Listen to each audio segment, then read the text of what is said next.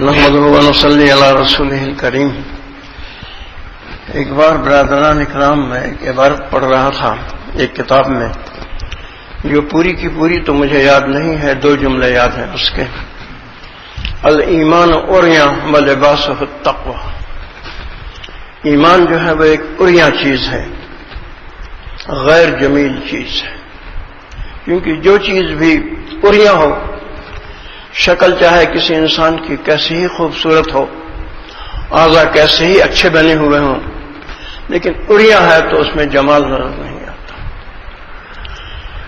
ایک انسان اپنے کو جمیل لباس کے ساتھ بناتا ہے، یہ لباس ہے جو انسان کو جمال دیتا ہے۔ اور بھی اس کے آگے تفصیل تھی، وہ میں بھول گیا ہوں۔ الایمان عریاں و لباسہ التقوی۔ ایمان جو ہے وہ ایک عریاں چیز ہے۔ آپ دیکھیں کہ اللہ تعالیٰ نے جتنی چیزیں پیدا کی ہیں سب کو لباس پہنایا ہے، یہاں تک کہ درختوں تک کو لباس پہنایا ہے۔ درخت کے اوپر جو کھال ہوتی ہے وہ اس کا لباس، اگر آپ کھال کو چھیل دیں تو درخت بدنما معلوم ہوتا ہے۔ تو ایمان عریاں و لباسہ التقوی۔ تقوی بہت بڑی چیز ہے، اور اللہ تعالیٰ نے جہاں جہاں جنت کا ذکر کیا ہے وہاں تقوی کی قید کہ ان المتقین فی جنات و عیون۔ تفصیل سے پڑھیں آپ قرآن مجید کو، جہاں جہاں دیکھیں گے جنت متقیوں کے لیے بنائی گئی ہے۔ اب اس دنیا کی زندگی میں جو سب سے بڑی چیز ہے بعد ایمان کے ایک مسلمان کے لیے، وہ اللہ کی فرما برداری کرنا اور رسول صلی اللہ علیہ وسلم کی اتباع کرنا۔ اللہ جیسی ذات کو ماننا، بحیثیت مسلمان کے اپنا رب اور خالق کہنا، اور پھر من چاہی زندگی بسر کرنا، یہ ایک قسم کی بڑی گستاخی ہے اللہ کی ذات کے ساتھ۔ کہ کہتا تو یہ انسان کہ تو میرا خالق ہے، تو نے مجھے پیدا کیا، اعضاء دیے، لباس، یہ جسم دیا، یہ سب کچھ تو نے بنایا، یہ تیری امانت ہے، میں نے خود نہیں بنایا اپنے آپ، تو مجھے رزق دیتا ہے، تو نے مہربانی سے مجھے مسلمان پیدا کیا۔ اگر مسلمان نہ پیدا کرتا، کسی کافر کے گھر میں پیدا کرتا تو ہمیشہ کے لیے جہنم جاتا۔ ان سب چیزوں کو تسلیم کرتا ہوئے پھر بھی من چاہی زندگی بسر کرے، رسم و رواج کے بت میں کو جو چیز پسند ہے اس کو اختیار کرے، نفس جس چیز میں خوش ہوتا ہے اس کو اختیار کرے، تو یہ ایک قسم کا مذاق کرنا ہے اللہ تعالیٰ کے ساتھ۔ مجدد الافسانی رحمۃ اللہ علیہ اپنے مکتوبات شریف میں یہی لکھتے ہیں کہ رکوع میں جب تو سبحان ربی عظیم کہہ کے اللہ کی مدح کرتا ہے، وہ مدح نہیں ہے، وہ اس کی وہ قدح ہے، مذاق ہے، وہ ایک قسم کرتا تو وہ ہے جو تیرا نفس تجھے حکم دیتا ہے، جو رسم و رواج کا بت حکم دیتا ہے، اور کہتا ہے کہ نہیں میں بندہ ہوں تیرا اے رب، نماز میں آ کے کہتا ہے میں تیرا بندہ ہوں، سبحان ربی العظیم، سبحان ربی الاعلیٰ۔ یہ ساری چیزیں تو دنیا میں سب سے بڑی چیز کسی مسلمان کے لیے یہ زندگی، جس کو ایک گھڑی کی زندگی کہا گیا ہے قرآن مجید میں، سب سے بڑی چیز اپنے نفس کی حکم کو چھوڑ دینا اور اللہ کے حکم سے اپنے کو مزین کرنا، اور رسول صلی اللہ علیہ وسلم کی اتباع کو اختیار کرنا، ہر چیز میں، اٹھنے بیٹھنے، کھانے پینے، چلنے پھرنے، ہر چیز کے اندر۔ اس بات کو معلوم کرنا علماء سے اور سیرت شریف کی کتابیں پڑھ کر کہ رسول صلی اللہ علیہ وسلم زندگی مبارک میں مختلف عمل کیسے کیا کرتے، آپ کا اٹھنا بیٹھنا، سونا چلنا پھرنا کیسے ہوتا تھا، یہ بڑا لازم ہے کہ سیرت شریف کا انسان مطالعہ کرے اور اپنی زندگی کو عبادت بنائے۔ اس کے بعد رسول اکرم صلی اللہ علیہ وسلم کا لقب ہے رحمت للعالمین، لیکن اللہ تعالیٰ نے قرآن مجید میں اپنی ذات کی عبادت کو بہت زیادہ اہمیت دی، بلکہ یہاں تک فرمایا ہے اعوذ باللہ من الشیطان الرجیم وما خلقت الجن والانس الا لیعبدون، کہ ہم نے پیدا ہی کیا ہے جن و انس کو اپنی عبادت کی۔ اور جہاں رسول اکرم صلی اللہ علیہ وسلم کو رحمت للعالمین فرمایا ہے، اس کی تفصیل بھی عبادت ہی کہی ہے کہ رحمت للعالمین کی اصل تفصیل جو ہے ان فی ھذا لبلاغا لقوم عابدین وما ارسلناک الا رحمۃ للعالمین. رحمت للعالمین اصل میں عابدین مزین ہے. رحمت للعالمین کا لباس جو ہے، رحمت للعالمین کی برکات جو ہے، اس کا جمال جو ہے وہ عابدین کو حاصل ہے. دوسری جگہ اللہ تعالیٰ فرماتا ہے جہاں ایوب علیہ السلام ذکر کرتے ہیں اپنی تکلیف کا، رب انی مسنی الضر وانت ارحم الراحمین، تو اللہ تعالیٰ کیا جواب دیتا ہے؟ فکشفنا ما بہ من ضر، تو ہم نے دور کر دیا ان سے ان کو اس چیز کو جو ان کے جسم کو تکلیف دیتی تھی. وآتیناہ اہلہ ومثلہم معہم رحمۃ من عندنا، اور ہم نے ان کی بیویاں ان سے جدا ہو گئی تھیں، چھوڑ کے چلی گئی تھی، صرف ایک بیوی رہ گئی تھی، تنہا رہ گیا تھے، بس کوئی نہیں، اولاد نہ بیوی صاحب. تو ان کی اہل و عیال کو اپنے پاس سے ہم نے پھر دیا. وذکریٰ للعابدین. آیت ختم ہوتی ہے اس بیان میں ایوب علیہ السلام نے جو کیا اور ہم نے جو جواب دیا، اس میں نصیحت ہے اہل عبادت کی. تیسری جگہ اللہ تعالیٰ فرماتا ہے جہاں اللہ تعالیٰ نے ابراہیم علیہ السلام کو دعا کے بعد بڑھاپے کے اندر بشارت دی کہ تمہیں اسحاق اور پھر ان کے بعد یعقوب دیں گے، وہاں اللہ تعالیٰ فرماتا ہے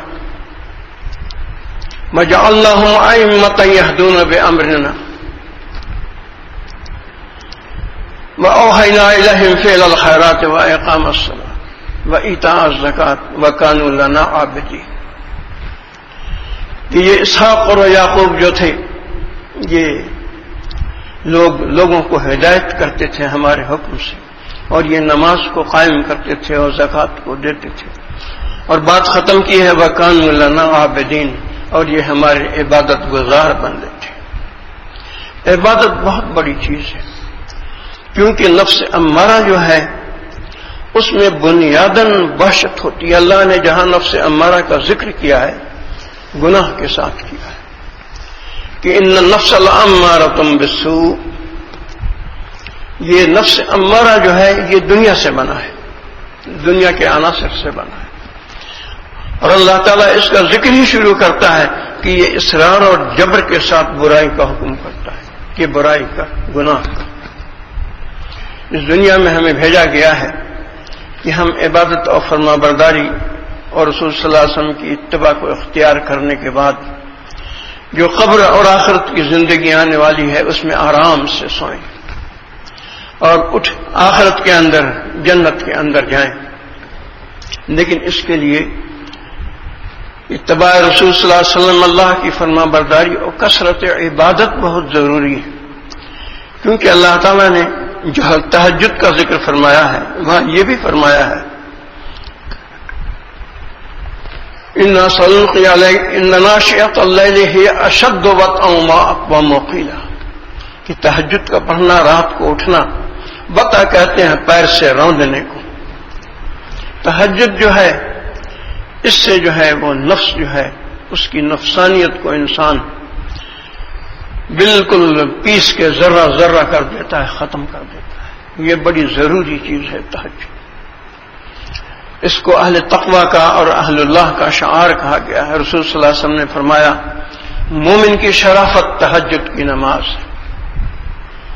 اور آپ جانتے ہوں گے کہ روم کے جاسوس نے جا کے خبر دی اپنے کمانڈر کو رسول صلی اللہ علیہ وسلم کے صحابہ کے بارے میں جو جہاد ہو رہا تھا کہ یہ عجیب لوگ ہیں کہ دن کو گھوڑے پر سوار رہتے ہیں اور رات کو مسلح پر سوار رہتے ہیں عبادت. اور عثمان رضی اللہ تعالیٰ عنہ بعض اوقات ایک رات میں 2 ختم کیا کرتے تھے. اور امام ابو حنیفہ رحمۃ اللہ علیہ عشاء کے وضو سے فجر کی نماز پڑھتے تھے، تمام رات قرآن مجید ہی پڑھتے رہتے تھے. تو یہ عبادت جو ہے کم سے کم انسان کو دیکھنا چاہیے کہ اس کی تہائی زندگی عبادت میں گزرے، تیسرا حصہ کم سے کم عبادت میں گزرے. ایک حصہ آرام میں گزرے، ایک حصہ معاش میں گزرے، اور ایک حصہ اللہ کی عبادت میں گزرے، کیونکہ پھر موت کے بعد عبادت کا موقع نہیں ملے گا۔ دنیا کے مزے جو اڑا رہا ہے آدمی، تو جنت کے مزے اڑانے کا موقع ملے گا، وہاں کے لذیذ کھانے۔ کہ آتا ہے کہ کھانا کھانے کے بعد 70 سال پلیٹ کو چاٹتا ہی رہے گا، ایسا مزہ ہوگا۔ اور جب جنت کے دروازے پر پہنچے گا تو کھڑا 40 سال اس کو دیکھتا ہی رہے گا، ایسا جمیل بنایا ہے اللہ تعالیٰ نے۔ امیر معاویہ رضی اللہ تعالیٰ عنہ کے دور میں ایک صحابی کا گزر ہوا، گھوڑا، ان کا اونٹ یا گھوڑا گم گیا، یمن کی طرف وہ کہیں جا رہے تھے، تو شداد کی بنائی ہوئی جنت کو انہوں نے دیکھا، اور اس کا دروازہ ہی دیکھ کے وہ بے ہوش ہو گئے۔ اس جنت کو اللہ تعالیٰ نے پوشیدہ کر لیا ہے، اٹھا لیا ہے، پوشیدہ کر دیا ہے۔ جو شداد بن عاد نے جنت بنائی تھی، اس کو جو 800 سال میں تیار ہوئی تھی، اور 13,000 یا بہت بڑی تعداد مزدوروں کی اس میں کام کرتی تھی، اور اس کے ارد گرد کا جو تمام ماحول تھا اس میں سونے کی زمین بنی ہوئی تھی، سونے کی چادریں بچھائی ہوئی تھی۔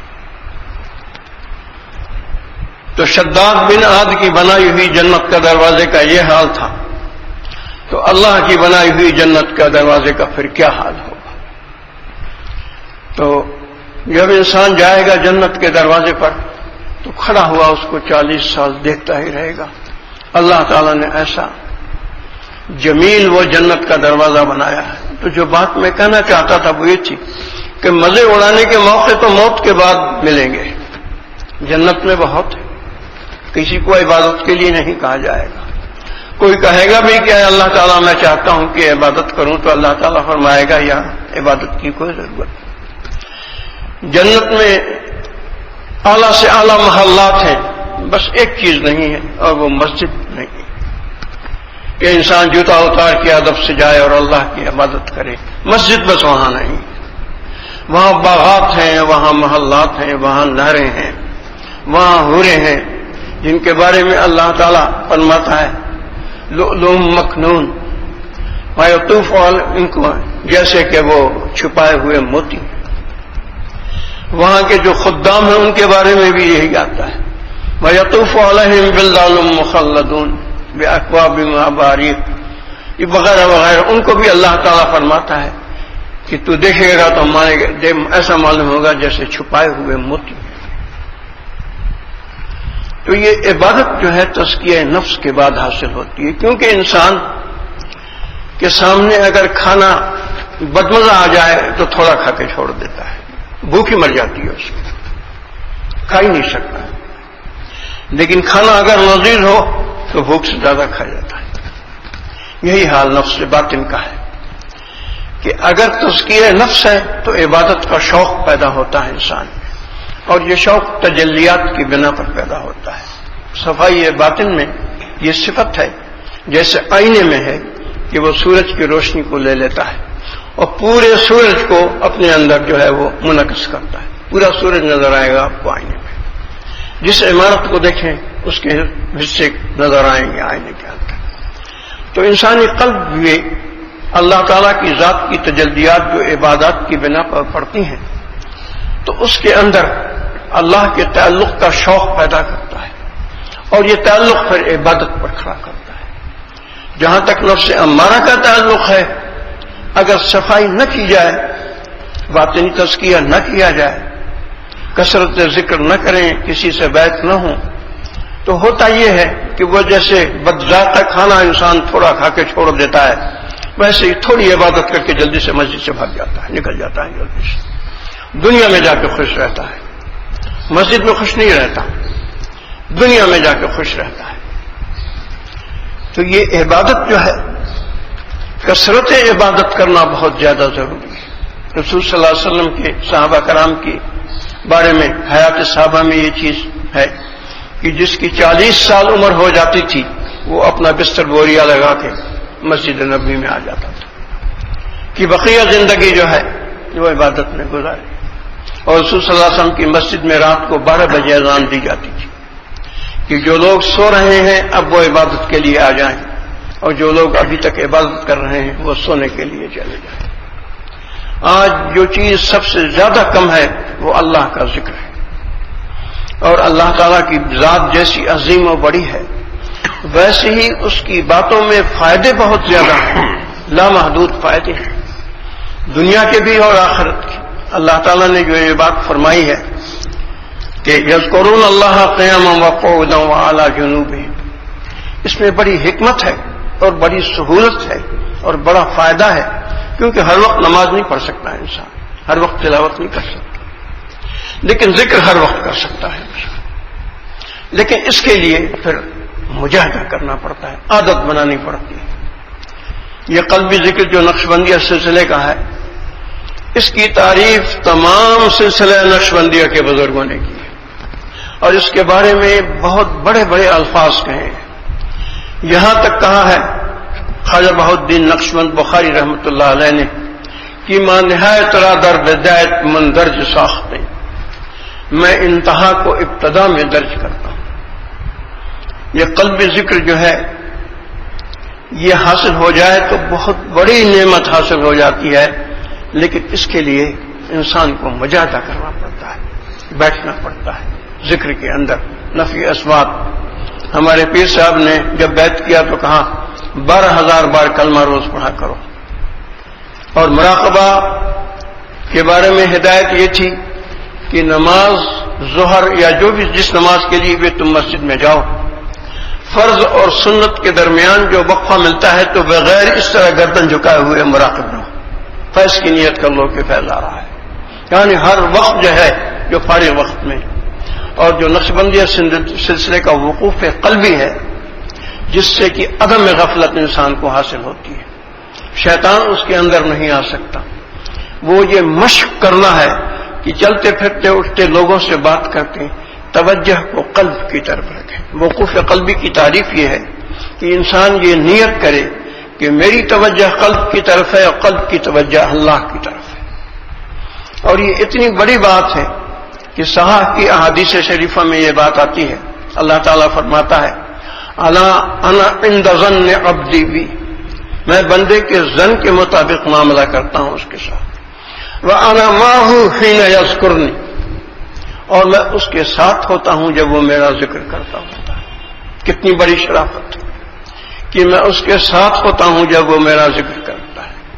اور دوسری جگہ ہے قرآن مجید کے اندر کہ میں بندے کے ساتھ ہر وقت ہوتا ہوں، چلتا پھرتا اٹھتے بیٹھتے ہر وقت میں بندے کے ساتھ ہوتا ہوں۔ اور یہ ایک جگہ ہے کہ فلولا ان کنت غیر مدینین فاما ان کا، یہ ہے سورہ واقع، اس میں ہے کہ اس وقت مجھے یاد نہیں آ رہی ہے کہ میں مرنے والے کے تم سے زیادہ قریب ہوتا ہوں۔ اس کے بعد ہے فاما ان کان من المقربین فرح وریحان وجنۃ النعیم۔ یہ آیت شریفہ ہے کہ تم دیکھ نہیں سکتے، لیکن جو انسان مرتا ہوتا ہے، میں افبہذا الحدیث انتم مدہنون وتجعلون رزقکم انکم تکذبون فلولا اذا بلغت الحلقوم وانتم حینئذ تنظرون ونحن اقرب الیہ منکم ولکن لا تبصرون۔ کہ میں جو لوگ مردے کے گرد بیٹھے ہوتے ہیں، اللہ تعالیٰ فرماتا ہے وَنَحْنُ أَقْرَبُ إِلَيْهِ مِنْكُمْ، الیہ کا اشارہ مرنے والے کی طرف ہے کہ میں اس مرنے والے سے ان لوگوں سے زیادہ جو اس کے گرد بیٹھے ہیں زیادہ قریب ہوتا ہوں، وَلَكِنْ لَا تُبْصِرُونَ، لیکن تم ہمیں دیکھ نہیں سکتے۔ وَنَحْنُ أَقْرَبُ فَلَوْلَا إِذَا بَلَغَتِ الْحُلْقُومَ، جب تمام جسم میں سے روح نکل کے حلق میں پہنچ گیا، جہاں سے پھر وہ نکل جاتی ہے، فلولا اذا بلغت الحلقوم وانتم حينئذ تنظرون ونحن اقرب الیہ منکم ولکن لا تبصرون۔ تو حضرات یہ عبادات جو ہیں اس کے لیے تزکیہ نفس ضروری ہے۔ تزکیہ نفس سے کیا حاصل ہوتا ہے؟ شوق اللہ سے ملاقات کا۔ وہ رسول صلی اللہ علیہ وسلم کی جو دعا ہے اللہم انی اسألک الشوق الی لقائک ولذۃ النظر الی وجہک الکریم، اور وہ جو موت کے بارے میں آتا ہے الموت و جسد یوصل الحبیب الی الحبیب، موت ایک پل ہے جو محبوب کو محبوب سے ملا دیتی ہے۔ موت کے وقت مجدد الافسانی رحمۃ اللہ علیہ جب بیمار ہوئے تو آپ کی بیماری، آپ کی بھی عمر کی مدت اتنی تھی جتنی رسول صلی اللہ علیہ وسلم کی، 63 سال۔ پہلے آپ کو شدید بخار ہوا، رسول صلی اللہ علیہ وسلم کو بھی بخار ہوا تھا، بخار میں وفات ہوئی تو دمے کا مرض تھا آپ کو۔ تو شیخ عبد القادر جیلانی رحمۃ اللہ علیہ تشریف لائے اور انہوں نے آپ کو دم کیا یا جو بھی دعا کی، جو بھی کیا، تو آپ کچھ بہتر ہو گئے، آپ کی طبیعت اچھی ہو گئی۔ آپ کی وفات کے وقت کے حالات جو لکھے ہوئے ہیں، اس کے بعد دوبارہ 10 دن تک آپ اچھے رہے اور اس میں بہت زیادہ وارد ہوتے رہے اللہ تعالیٰ کی طرف سے معارف۔ محمد معصوم رحمۃ اللہ علیہ آپ کمزور ہو گئے تھے تو آپ کے بیٹے محمد معصوم رحمۃ اللہ علیہ پیچھے بیٹھتے تھے اور ان کے سینے سے اس طرح ٹیک لگا کے آپ بیٹھتے تھے، آپ خود بیٹھنے کے قابل نہیں تھے، کمزور ہو گئے تھے، اور جو معارف وارد ہو رہے تھے وہ ان کو وہ لکھتے جاتے تھے محمد معصوم رحمۃ اللہ علیہ۔ تو وہ مجدد الافسانی رحمۃ اللہ علیہ کے آخری الفاظ یہ تھے، اے کاش کوئی مجھے یہ خبر سنا دے کہ اس بیماری کے بعد میں اچھا نہیں ہوں گا، یعنی اللہ سے ملاقات ہو جائے گی، موت ہو جائے گی۔ اور ہندی زبان کا ایک شعر وہ پڑھتے تھے جو مجھے یاد نہیں ہے پوری طرح، اس وقت میں بھول گیا ہوں، کہ اس پیا کا لفظ کہتے ہیں ہندی میں محبوب کے لیے کہ ہزاروں زندگیاں قربان کر دوں اس سے ملاقات کی، اللہ سے ملاقات کی۔ یہ سب چیزیں تزکیہ نفس سے حاصل ہوتی ہیں۔